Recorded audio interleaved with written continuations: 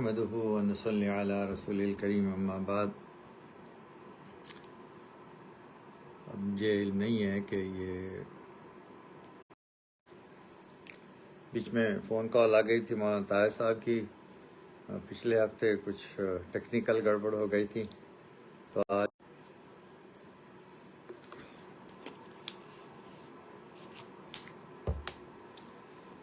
سبق نمبر 38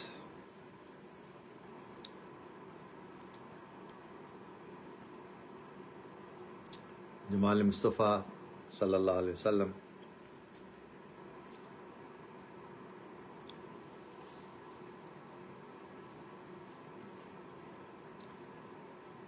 حضور صلی اللہ علیہ وسلم کا مزاح فرمانا، آپ مزاح فرماتے تھے ایسا مزاح کہ جس سے کسی کی دل آزاری نہ ہو۔ ایک صحابیہ آئیں یا صحابی آئے تو انہوں نے نبی صلی اللہ علیہ وسلم سے سواری طلب کی، تو آپ نے کہا کہ مجھے اونٹ چاہیے کہ میں اونٹ کا بچہ دے سکتا ہوں۔ کہا میں اونٹ کے بچے کا کیا کروں گی، مجھے تو سواری کے لیے چاہیے۔ تو آپ نے فرمایا کہ جو بھی اونٹ ہوگا وہ اونٹ کا ہی بچہ ہوگا۔ دوسری بات جو پچھلے اتوار کو مجلس ذکر میں ہوئی، وہ حضرت سلمان فارسی رضی اللہ تعالیٰ عنہ کا ایمان لانا تھا۔ آپ فارس کے رہنے والے تھے، شاہی خاندان سے تعلق رکھتے تھے، اور آپ نے بڑی لمبی عمر پائی تھی، 250 سال لکھا ہے تک آپ کی عمر تھی۔ آپ نے حضرت عیسیٰ علیہ السلام اور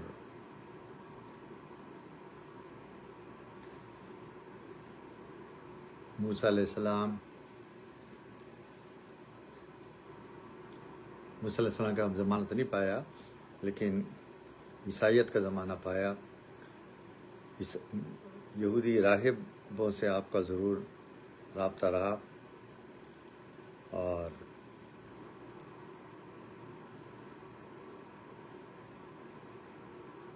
ان کے والد زرتشت تھے، آگ کے پجاری تھے۔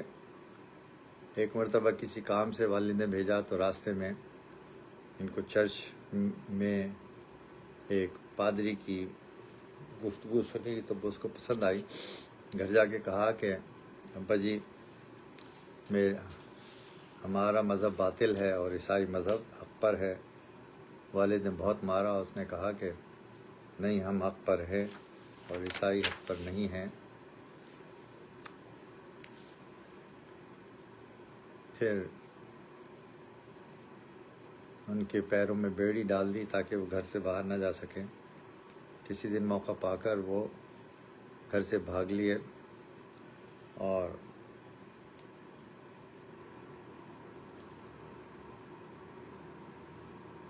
اس چرچ میں پادری کے پاس پہنچ گئے۔ پھر وہاں سے سلمان فارسی رضی اللہ عنہ فرماتے ہیں کہ 10 مرتبہ مجھے غلام کے طور پر بیچا اور خریدا گیا۔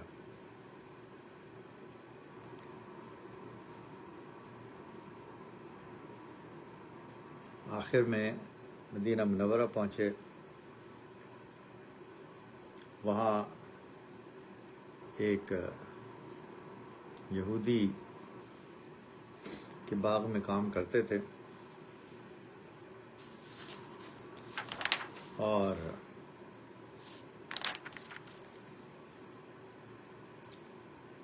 یہودی نے یہ شرط رکھی کہ تم اتنے اوقیہ سونا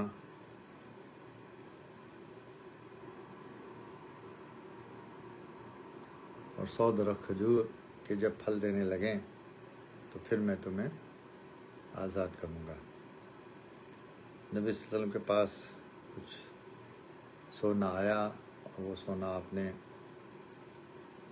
سلمان کو دیا تو وہ 40 اوقیہ سے کم تھا سونا۔ حضرت سلمان فارسی رضی اللہ تعالیٰ عنہ کہن فرمانے لگے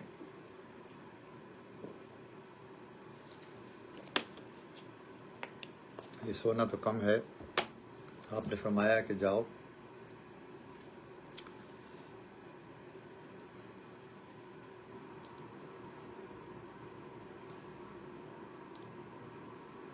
تمہارا قرض، اللہ تمہارا قرض ادا کر دیں گے۔ یہ معجزہ تھا نبی صلی اللہ علیہ وسلم کا۔ اور آپ نے فرمایا کہ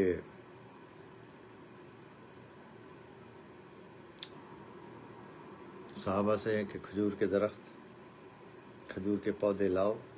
کوئی 10 پودے لایا، کوئی 5 پودے لایا۔ اس طریقے سے آپ نے اپنے دست مبارک سے ان پودوں کو لگایا،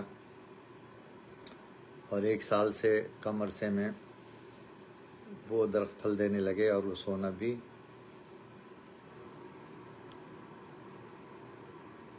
کافی ہو گیا۔ یہ کرامت تھی، نبی معجزہ تھا نبی صلی اللہ علیہ وسلم کا۔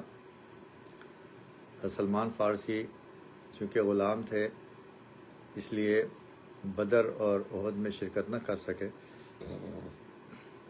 انہیں علم بھی نہیں ہوا ہوگا، لیکن جنگ خندق میں شریک ہوئے، اور خندق کھودنے کا مشورہ حضرت سلمان فارسی رضی اللہ تعالیٰ عنہ نے ہی حضور صلی اللہ علیہ وسلم کو دیا تھا کہ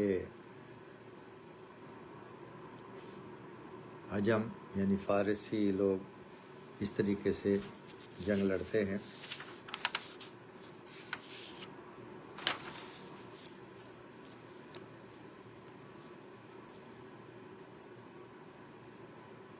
حضرت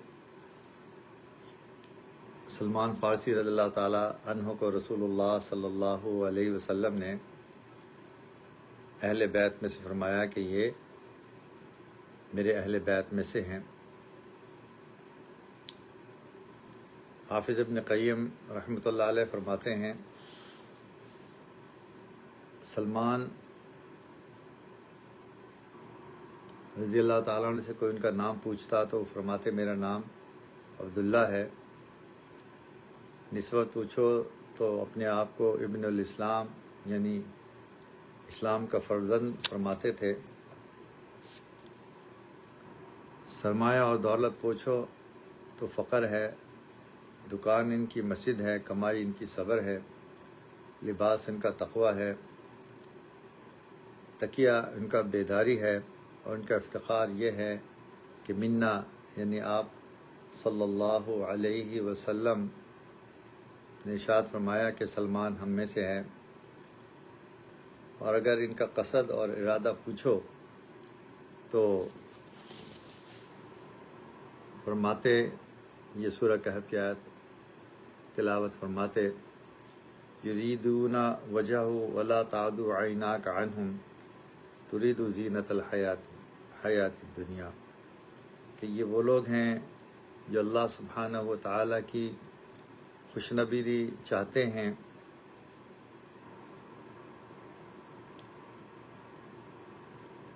آپ ان سے اپنی توجہ نہ ہٹائیے۔ اگر یہ پوچھو کہ کہاں جا رہے ہو تو سمجھ لو کہ جنت کی طرف جا رہے ہیں، اور اگر یہ پوچھتے ہیں کہ اس سفر میں ان کا ہادی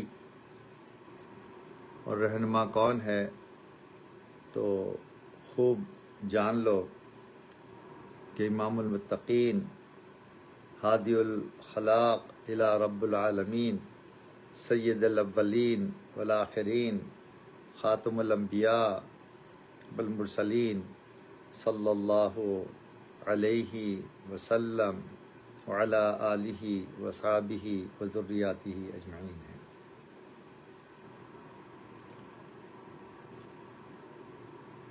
نبی صلی اللہ علیہ وسلم نے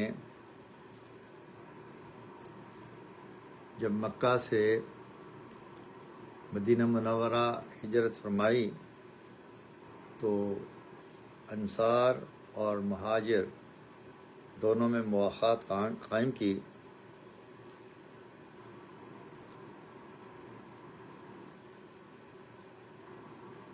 اور اب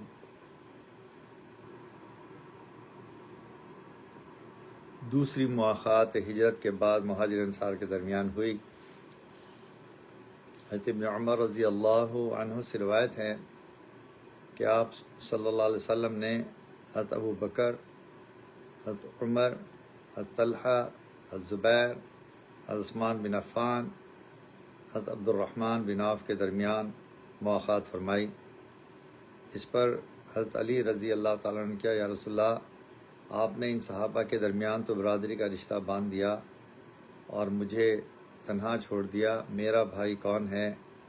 حضور صلی اللہ علیہ وسلم نے فرمایا، میں تمہارا بھائی میں ہوں، اور فرمایا انت اخی فی الدنیا والآخرہ، کہ تم دنیا اور آخرت میں میرے بھائی ہو۔ اب چند مواخات کا ذکر کریں گے۔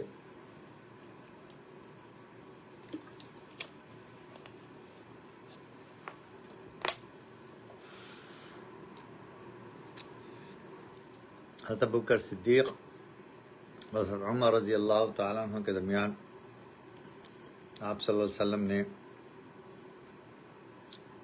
عقد مواخا فرمایا۔ حضرت حمزہ رضی اللہ عنہ اور حضرت زید بن حارث، عثمان غنی رضی اللہ عنہ، حضرت عبد الرحمن بن عوف کے درمیان، حضرت زبیر بن عوام اور حضرت عبداللہ بن مسعود کے درمیان، حضرت عبیدہ بن الحارث، حضرت بلال بن رباح، حضرت مصعب بن عمیر اور حضرت اسد بن ابی وقاص، حضرت ابو عبیدہ اور حضرت سالم مولا ابی حذیفہ، حضرت سعید بن زید اور حضرت طلحہ بن عبید اللہ، سیدنا محمد صلی اللہ علیہ وسلم اور حضرت علی المرتضیٰ رضی اللہ تعالی عنہم اجمعین۔ تمام صحابہ پر اللہ تعالیٰ اپنی رحمت نازل فرمائیں اور ان کے صدقے میں اللہ ہم سے راضی ہو جائیں۔ یہ مواخات ہجرت مدینہ سے پہلے کی تھیں جو اب ذکر کی۔ مدینہ منورہ پہنچنے کے بعد اگرچہ مہاجرین کے لیے انصار کا گھر مہمان خانہ عام تھا، تاہم ایک مستقل انتظام کی ضرورت تھی۔ مہاجرین نظر اور خیرات پر زندگی گزارنا پسند نہیں کرتے تھے، اپنے ہاتھ سے کام کرنے کے خواہش مند تھے، لیکن چونکہ ان کے پاس کچھ بھی نہیں تھا، اس لیے حضور صلی اللہ علیہ وسلم نے خیال فرمایا کہ انصار اور مہاجرین میں رشتہ اخوت یعنی بھائی چارہ قائم ہو جائے۔ چنانچہ حضرت انس رضی اللہ عنہ جو اس وقت 10 سال کے تھے، ان کے گھر میں لوگ جمع ہوئے۔ مہاجرین کی تعداد تقریباً 45 تھی۔ آپ صلی اللہ علیہ وسلم نے انصار کی طرف خطاب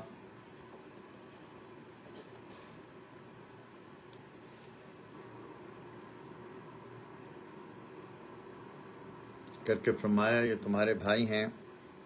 پھر مہاجرین اور انصار میں سے 2 شخص کو بلا کر فرماتے گئے، یہ اور تم بھائی بھائی ہو۔ اب وہ در حقیقت بھائی بھائی تھے۔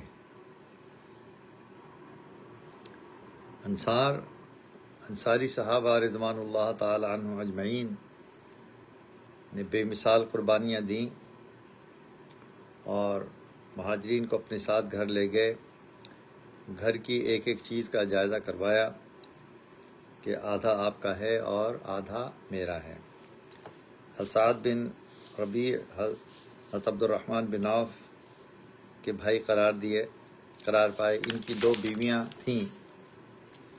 عبد الرحمن بن عوف سے کہا کہ ایک کو میں طلاق دیتا ہوں، آپ اس سے نکاح کر لیجئے۔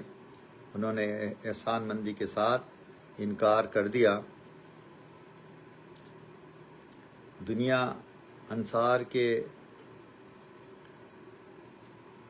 اس اثار پر ہمیشہ ناز کرے گی۔ ایسی مواخات نہ پہلے کبھی دیکھی گئی، نہ رہتی دنیا تک پھر کبھی دیکھی جا سکے گی۔ بہرحال انصار کا جو کچھ مال و دولت تھا، کھجور کے باغات تھے، ان کے پاس روپیہ پیسہ تو ہوتا نہیں تھا جیسے آج کل روپیہ پیسہ ہوتا ہے۔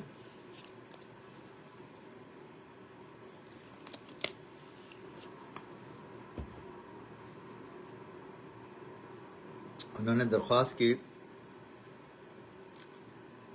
کہ یہ باغ ہمارے بھائیوں میں برابر تقسیم کر دیے جائیں۔ مہاجرین تجارت پیشہ تھے، اس لیے کھیتی باڑی کے فن سے بالکل واقف نہیں تھے۔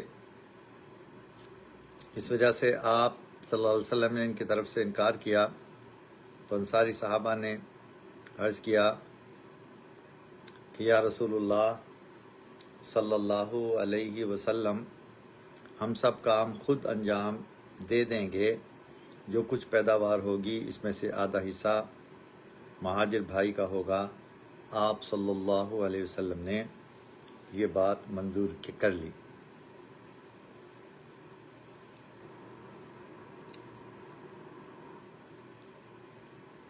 یہ رشتہ ایسا رشتہ بن گیا کہ حقیقی رشتہ بن گیا۔ کوئی انصاری مرتا تو اس کی جائیداد اور مال مہاجرین کو ملتا تھا، اور اصل بھائی محروم رہتے تھے۔ یہ اس فرمان الہی کی تعمیل تھی جو سورہ انفال میں اللہ تبارک تعالیٰ نے فرمایا، ان الذین آمنوا والذین ہاجروا وجاہدوا باموالہم انفسہم فی سبیل اللہ والذین آووا ونصروا اولئک بعضهم اولیاء بعض۔ جو لوگ ایمان لائے اور ہجرت کی اور جہاد کیا جان و مال سے، اور وہ لوگ جنہوں نے ان لوگوں کو پناہ دی اور ان کی مدد کی، یہ لوگ آپس میں بھائی بھائی ہیں۔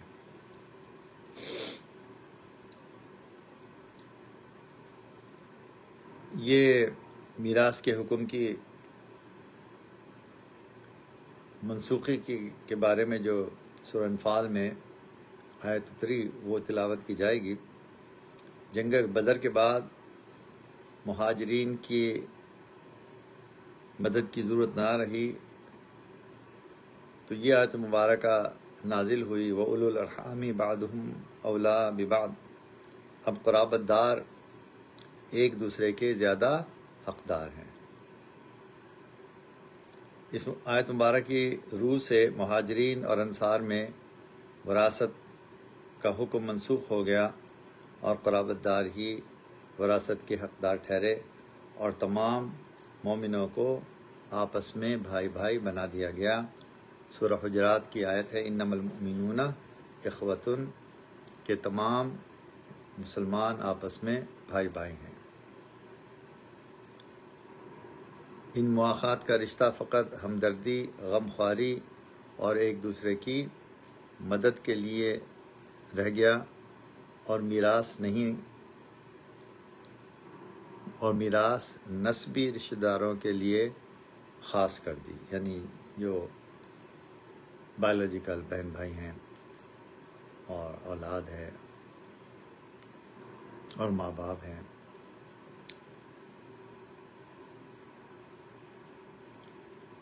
سن 4 ہجری میں ابو نذیر جب جلا وطن ہوئے تو ان کی زمین اور باغات مسلمانوں کے قبضے میں آئیں، تو حضور صلی اللہ علیہ وسلم نے انصار کو بلا کر فرمایا مہاجرین نادار ہیں، اگر مرضی ہو تو نئی زمینیں ان کو دے دی جائیں اور تم اپنے باغات واپس لے لو۔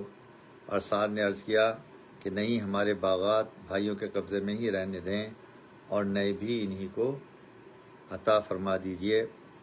مہاجرین نے انصار سے کہا، تم نے اپنا حق ادا کر دیا،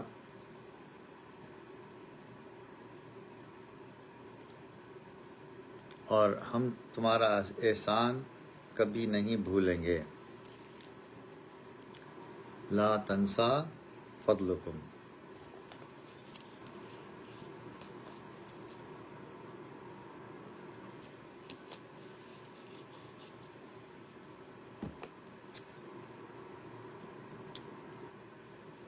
مہاجرین نے جب انصار کی فراخ دلی دیکھی، ان کی ہمدردی اور ایثار دیکھا، تو مہاجرین آپ صلی اللہ علیہ وسلم سے عرض کرنے لگے، یا رسول اللہ صلی اللہ علیہ وسلم، ہم جس قوم پر اترے ہیں ان سے بڑھ کر ہم نے کسی قوم کو ہمدرد نہیں پایا۔ مخلص اور وفا شعار، تنگی اور فراخی، ہر حال میں مددگار ہم نے نہیں دیکھا۔ ہم کو اندیشہ ہے کہ سب اجر انہیں ہی مل جائے گا اور ہم اجر سے بالکل محروم رہ جائیں گے۔ آپ صلی اللہ علیہ وسلم نے فرمایا، نہیں، جب تک تم ان کے لیے دعا کرتے رہو گے، یعنی دعا کا احسان درہم اور دینار کے احسان سے کم نہیں، بلکہ کچھ زیادہ ہی ہے۔ چند درہم تو درکنار، اگر ہم دنیا کے خزانوں کو ترازو کے ایک پلڑے میں اور صرف ایک مخلصانہ دعا کو دوسرے پلڑے میں رکھ لیں تو انشاءاللہ یہی دعا کا پلڑا بھاری رہے گا۔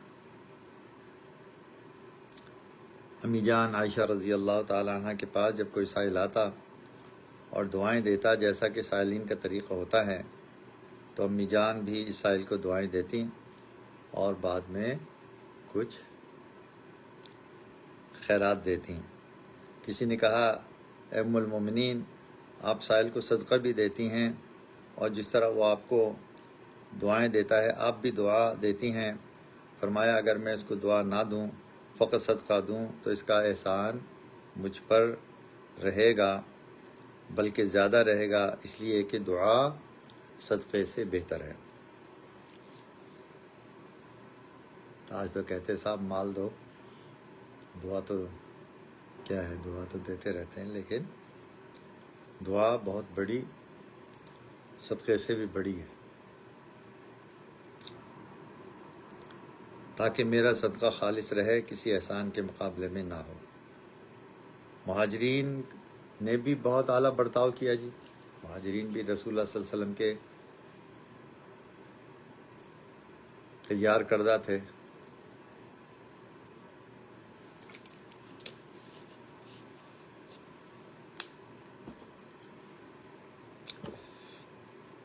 جس طرح دنیا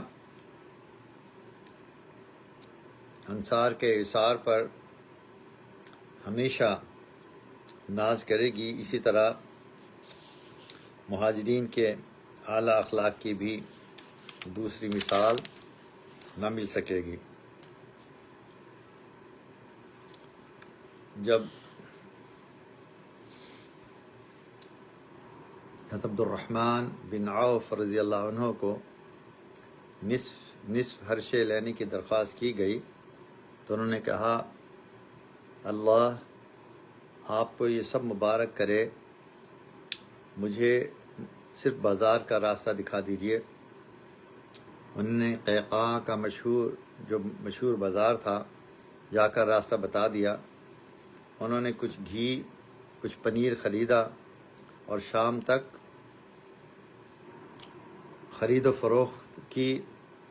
چند روز میں اتنا سرمایہ ہو گیا کہ آپ نے عبد الرحمن بن عوف رضی اللہ تعالیٰ عنہ نے شادی کر لی۔ رفتہ رفتہ ان کی تجارت کو اتنی ترقی ہوئی کہ فرماتے ہیں کہ مٹی میں ہاتھ ڈالتا ہوں تو سونا بن جاتی ہے۔ ان کا اسباب تجارت 700 اونٹوں پر لد کر آتا تھا، اور جس دن مدینہ منورہ میں پہنچتا تمام شہر میں دھوم مچ جاتی۔ بعض صحابہ کرام نے دکانیں کھول لیں۔ حضرت ابوبکر صدیق رضی اللہ تعالیٰ عنہ کا کارخانہ مقام سخ میں تھا، جہاں وہ کپڑے کی تجارت کرتے تھے۔ حضرت عثمان رضی اللہ عنہ کھجور کی خرید و فروخت کرتے تھے۔ حضرت عمر رضی اللہ تعالی عنہ بھی تجارت میں مشغول ہو گئے، اور ان کی تجارت ایران تک پھیل گئی۔ حضرت ابو ہریرہ رضی اللہ عنہ فرماتے ہیں، بہت زیادہ احادیث ان سے منقول ہیں، لوگوں نے ان پر اعتراض کیا کہ دیگر صحابہ تو اس قدر روایت نہیں کرتے، تو انہوں نے فرمایا اس میں میرا کیا قصور ہے؟ دوسرے لوگ تو بازار میں تجارت کرتے تھے اور میں دن رات بارگاہ نبوی میں حاضر رہتا تھا۔ یہ ٹرینڈ آج بھی چل رہا ہے، علماء کی اکثریت غریب ہے، کیونکہ وہ دین کی خدمت میں مشغول رہتے ہیں دن اور رات، امامت کے فرائض اور بچوں کو پڑھانا۔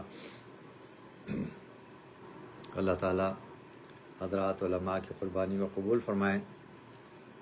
اس کے باوجود بھی کہ ان کو مالی آسودگی حاصل نہیں ہوگی فراغت کے بعد، پھر بھی اپنی اولاد کو عالم بناتے ہیں۔ تمام علماء کو سلام۔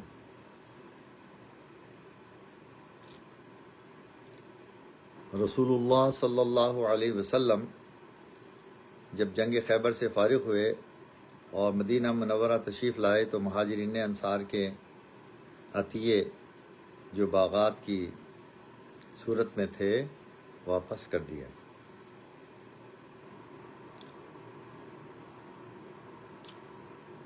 اب چونکہ یہ مکہ مکرمہ سے مہاجرین مدینہ منورہ آئے تھے اور شروع میں تو مواخات قائم ہو گئی تو اس کی ضرورت بھی تھی،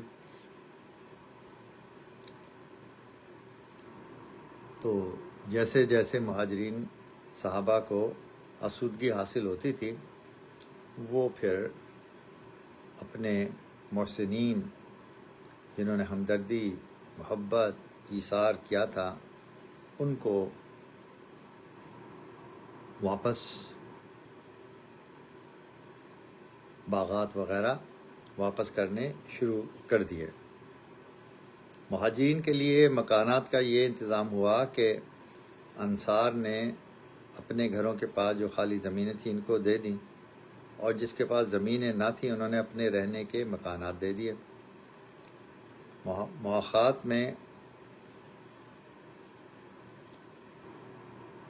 کہ رشتے میں جو لوگ آپس میں بھائی بھائی بنے، ان میں سے کچھ نام یہاں ذکر کیے جائیں گے۔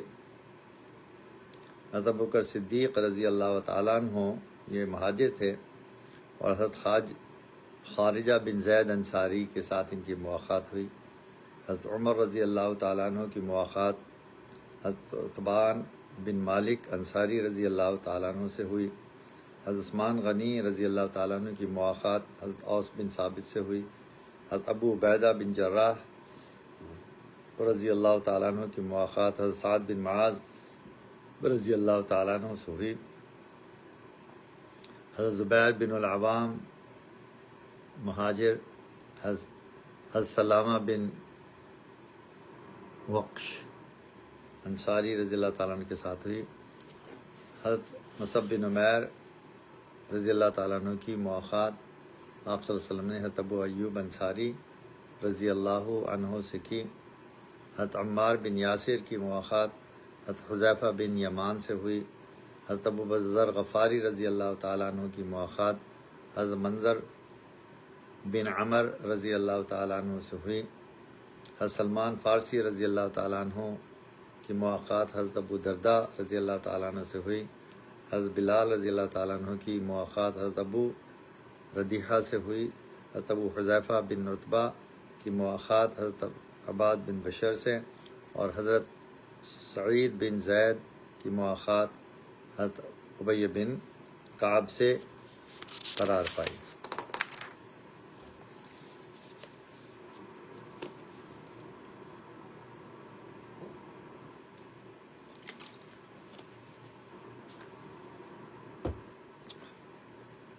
شان نبوت صلی اللہ علیہ وسلم کی خصوصیات، اسلام، تہذیب، اخلاق اور تکمیل فضائل کا شہنشاہ ہے۔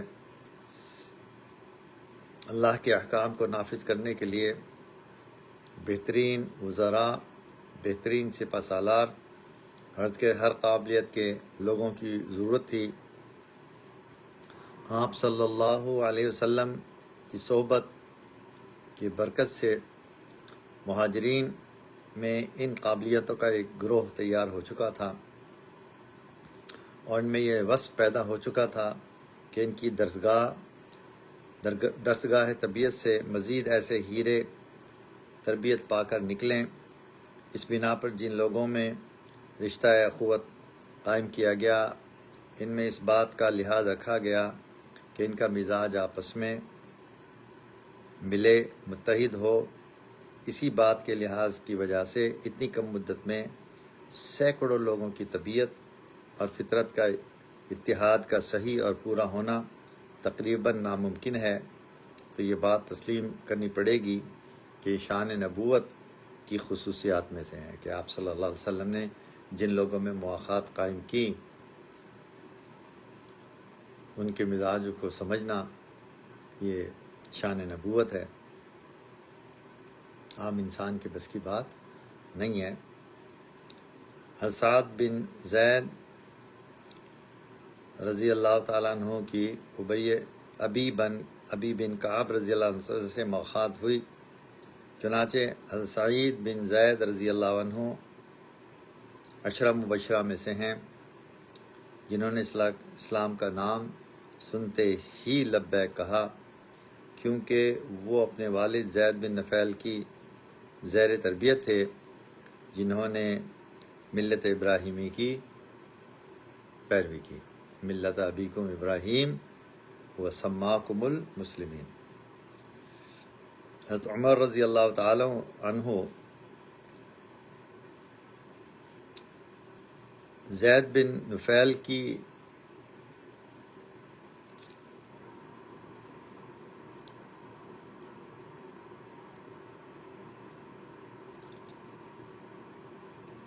دعوت پر، ترغیب پر ایمان لائے۔ ان کی مواقعات حضرت ابی بن کعب سے قائم کی گئی، جن کو حضرت عمر رضی اللہ تعالی عنہ سید المسلمین کہتے تھے۔ فن قرات کے وہ امام تسلیم کیے جاتے ہیں۔ حضرت ابو حذیفہ رضی اللہ تعالیٰ عنہ کی حضرت عباد بن بشر سے مواقعات۔ حضرت حذیفہ رضی اللہ عنہ عتبہ بن ربیع کے بیٹے تھے، جو قریش کا رئیس تھا۔ اسی مناسبت سے ان کو حضرت عباد بن بشر کا بھائی بنایا گیا، جو قبیلہ اشہل کے سردار تھے۔ حضرت ابو عبیدہ بن جراح کی حضرت سعد بن معاذ رضی اللہ تعالیٰ عنہ سے مواقعات نبی صلی اللہ علیہ وسلم نے قائم کی۔ حضرت ابو عبیدہ بن جراح رضی اللہ عنہ، جن کو رسول اللہ صلی اللہ علیہ وسلم نے امین الامت کا خطاب دیا تھا، ایک طرف ان میں شام کو فتح کرنے کی صلاحیت تھی، دوسری طرف جنگ بدر میں جب ان کے والد ان کے مقابلے میں آئے تو انہوں نے اسلام پر باپ کو نثار کیا۔ ان کا بھائی چارہ حضرت سعد بن معاذ رضی اللہ عنہ سے قائم کیا گیا، جو قبیلہ اوس کے رئیس الاعظم تھے۔ ان کی قربانی و ایثار آپ کے سامنے ہے۔ کوئی ایسا کیا تربیت تھی کہ جب بیٹا باپ کے مقابلے میں آیا تو بیٹے نے نبی صلی اللہ علیہ وسلم اور اسلام کو ترجیح دی، اور اپنے کافر باپ کو کہ جس نے تو ہمیشہ جہنم میں جلنا ہی ہے کفر کی وجہ سے، اس کو اس کی دنیاوی زندگی کو قربان کر دیا۔ ایسا ایثار نہیں ملے گا۔